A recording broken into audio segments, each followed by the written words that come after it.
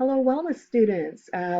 Welcome to your second presentation for week 15.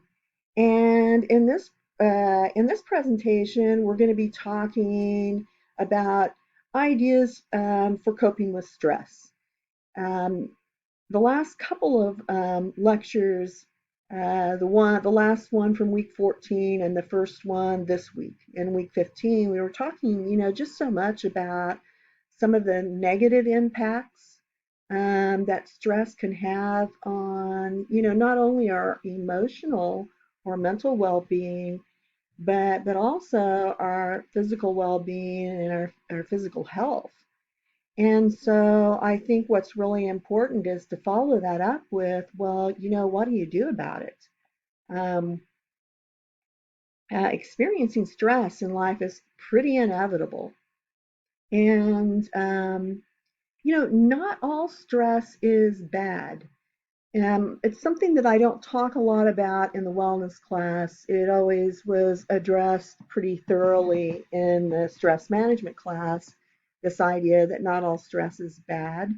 There's actually three types of stress, and new stress. New stress is neutral stress. It's basically a stimuli that um, something that you're taking in through the senses that you are not experiencing as extremely positive or as a negative kind of stimuli. And then distress. Distress is really the stress that we've been talking about, the bad stress. But then there's also something called eustress. It's spelled eustress. Eustress is considered positive stress. Eustress involves a stimuli that tend to motivate us or inspire us. And, so remember, not all stress is bad. It has to do with the type, which isn't, can be interpreted as the type of stimuli and, how we're perceiving it, and perhaps also how long it lasts. And so with this presentation, we're kind of talking about what happens when you experience stress, or more specifically, distress. How can you actually, end up helping yourself through those times? What can you do? And probably one of the most important things to understand from the get-go is what is actually considered to be kind of the bottom line, or you could also call it the bottom line defense when it comes to stress management. And boom, you're seeing that word self-esteem again. Remember, self-esteem was something that you were being encouraged to think about self-esteem as an emotional immune system. But with the literature related to stress management, what gets recognized over and over is that it tends to be that number one factor, or that bottom line defense in terms of your ability to manage stress. So, how you feel about yourself? Do you have a good relationship with yourself? Do you care about yourself? We could also include things like self-worth. Do you value yourself? That's going to be so related to preventing stress and also in managing stress when it happens. A person with a more solid sense of self-esteem is probably going to be more inclined to be assertive and to set boundaries, which are preventative strategies for managing stress. And, if you're doing those things, you're also going to feel more empowered or more in control of your life. So anything you can do to develop that healthier relationship with you, to improve emotional wellness in general, to learn to navigate the feelings you go through, is also going to end up making you a little more stress resistant or stress proof. People with higher self-esteem, one of the things that tends to really shine with those individuals is that they also tend to have a positive outlook on life, or they tend to be more optimistic. So one way that you can approach cultivating a little more self-esteem is to practice developing a more optimistic attitude. So regularly checking in with how you're thinking about the future, what you're forecasting, what the stories are you're telling yourself about what might happen, what could happen.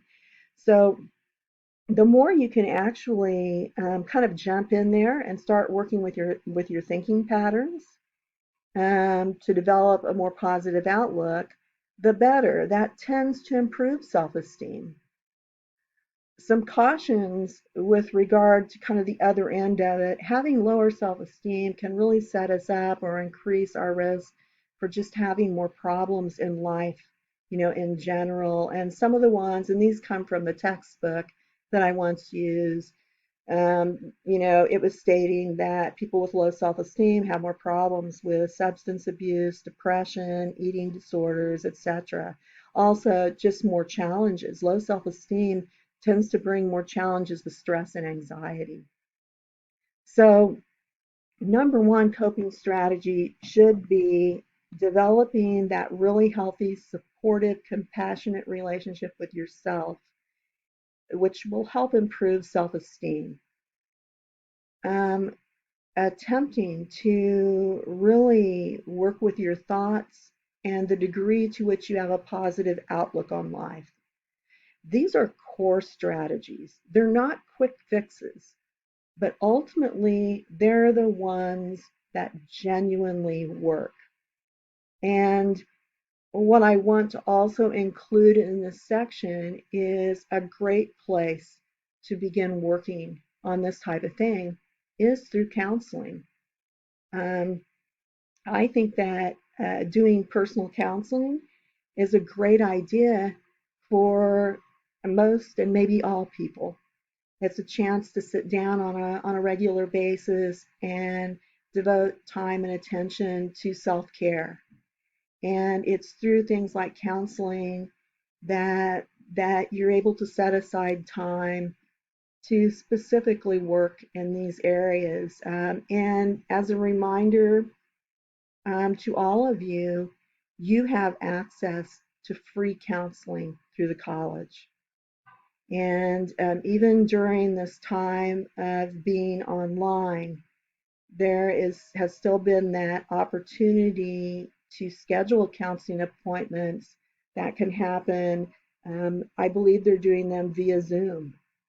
So through the health center, you can actually still schedule. And, for those of you that are going to be around next year, remember that that's in place for you as a college student. You've paid for it already through your student services fee. Take advantage of it.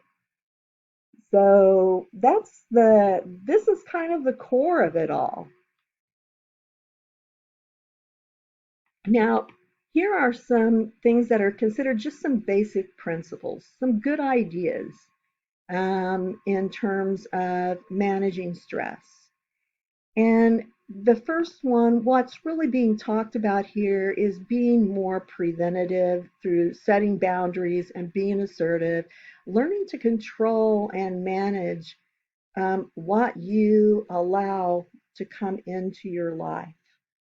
And that could be the people that you allow to come into your life, the responsibilities that you allow to come into your life. So making wise choices, making wise decisions, saying no when you need to, speaking up on behalf of yourself, expressing your wants, your needs. All of those are ways to manage and control stressors. Another thing that I like to always add in classes is this idea of knowing what your comfort zone is and actually respecting that. All of us are built differently. Some of us do well in life when our plate is piled high. We thrive. with having a lot of things to do and with a faster pace. Some of us, which also includes me, actually do much better in life with our plate maybe half full. And, I think for all of us knowing how we best operate, um, to what degree we can load ourselves up with responsibilities and maintain good health, maintain an exercise program, um, still be able to feed ourselves healthy foods, etc. I think that's so important. It doesn't mean, functioning best with a plate half full does not mean you're less than. It means that you're tuned into you and that you're committed to taking good care of yourself. By the way, that also builds self esteem when you're willing to take care of yourself and respect who you are as an individual and what works well for you. In our society, in our world, and especially I think you guys probably have experienced it and you're going to probably see it even more so as you move forward. There's within work environments, this is something that can sometimes be really tricky. But I think with some planning and also if you go into work environments knowing who you are, how you function best, and if from the get-go you can be assertive and set those boundaries, you'll have a better chance of being able to control the pace of your work and also in turn then respect your own comfort zone. Okay, and I've talked a little bit about that. This next one, practicing helpful thinking patterns. I maybe haven't referred to it that way, but I was talking about that positive outlook or maybe a more optimistic approach in life. This is something that, sure, you can do this on your own. You can start paying attention to this, but this is also something that gets addressed very frequently, and it should be addressed anyway, in counseling. If you're a person who is interested in counseling, this is usually one of the key things that starts happening is looking at how you do think about things. And is it helpful to you to think about things in that way? Or is it actually setting you up for more distress or potentially more hardship in life? There are a number of coping skills, and we're going to talk about a few of those on the next page, but in this particular section, I just also wanted to mention time management. Management requires self-discipline. And the thing is, though, is if we learn to do a good job managing our time, if we can overcome our tendencies to procrastinate, or maybe even develop a better understanding of why we might like to procrastinate or why we might have a tendency to procrastinate. Um, this can be very helpful in terms of managing stress. And it's more about carving out something that works well for you versus following a scheme or plan that's out there. Although it can be really helpful to take a look at those, but then pick and choose what's actually going to be effective for you. It's pretty empowering when you become self-disciplined enough to get yourself to sit down and do things and to keep yourselves on a schedule. And man, you guys this semester have had the grand opportunity of practicing time management. When we moved to online instruction, it's been really left up to you in terms of managing when you will study, what times you will study, what times you will be spending with certain courses, etc.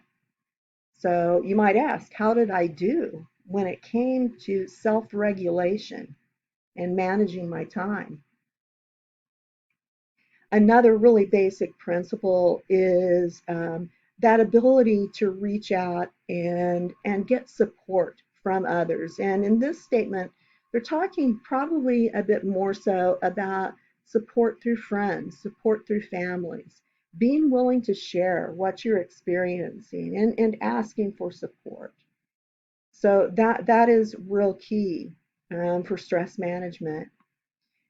Also, the more that you can do within, whether it's your work environment, your service environment, your school environment, any place that you're at in life, the more you can do to actually look for meaning. It can be real easy to see problems or to notice the problems. And we're all guilty of this. It's how we're wired. Um, but the more you can redirect your focus to look for those areas that feel meaningful, where you experience satisfaction, the more that's going to kind of hold you, boost you up, buoy you up. And then this last recommendation, and these, by the way, aren't in any particular order, it's one that we hear all the time. And I think we hear it so frequently that we start to maybe just kind of go, yeah, yeah, yeah, whatever, I know that. But it is so true. And this stuff works. If we ensure that we're getting adequate sleep, if we will ensure that we're getting adequate exercise and activity, if we'll make sure that we're actually consuming a healthy diet and that we're offering ourselves enough opportunity for relaxation. And I would say relaxation is happening away from technology. Technology is stimulating. With relaxation, we're wanting to actually allow our brains to rest and slow down. So, these basic self-care things are really, really important. And I know you guys have experienced all of these things, like, when you're doing a good job with these areas, how you do feel better. You feel stronger, you feel more capable. But if you let this stuff go, it's kind of like you're out in the world functioning with with not enough just basic support. So these things that you hear over and over and over, keep paying attention to them. Actually, make them your personal projects. Take good care of yourself so that you will be able to manage stress with more ease when it may come your way.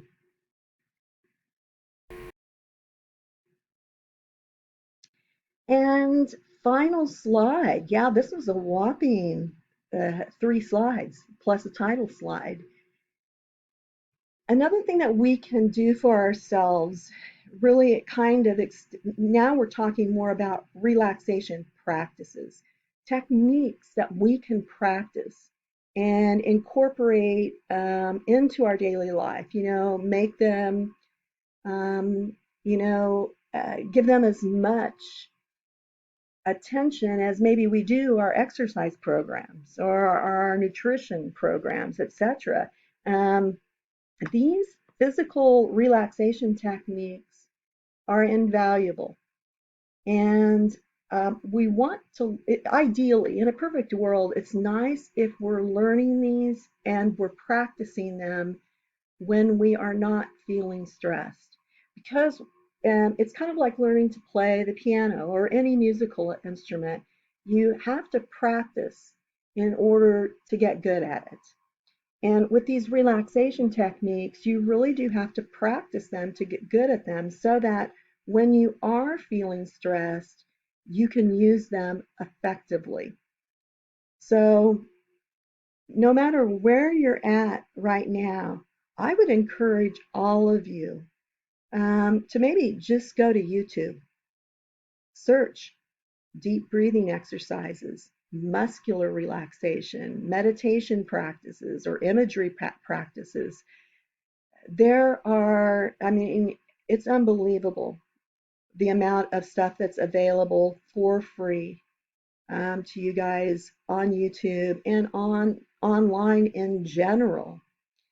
And probably the toughest part of it is weeding through it all and finding some things that you actually enjoy that you would be willing to commit to and practice. And I'm talking about on a daily basis. If you could do just 10 minutes of practice each day in these areas, you know, over time, you're going to really be getting the hang of it and then would be able to utilize them when you really, really needed to. I have a lot of experience in this particular area. And I learned that when I was in a highly stressed state, it was not the best time to learn how to perform deep breathing.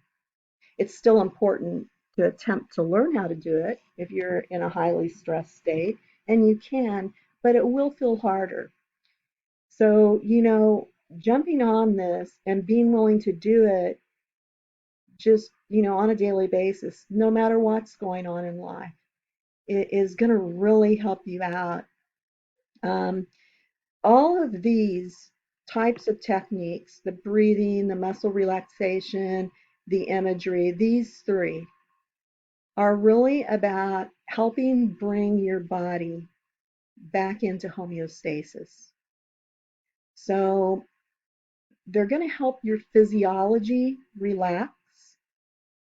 And when you can get the musculature to relax, when you can get your breathing to slow down, what also will follow is that the mind will begin to relax. All of that mental chatter will slow down a bit, or you might be able to bring a clearer and more broad perspective to it and not let it affect you so much. So, breathing, muscle relaxation, and imagery, those three will help you in that way. Meditation is oftentimes misunderstood. Meditation, in and of itself, is not considered a relaxation technique. And for those of you in class that have utilized meditation, what you may have found is that there are times maybe when meditation is not relaxing at all.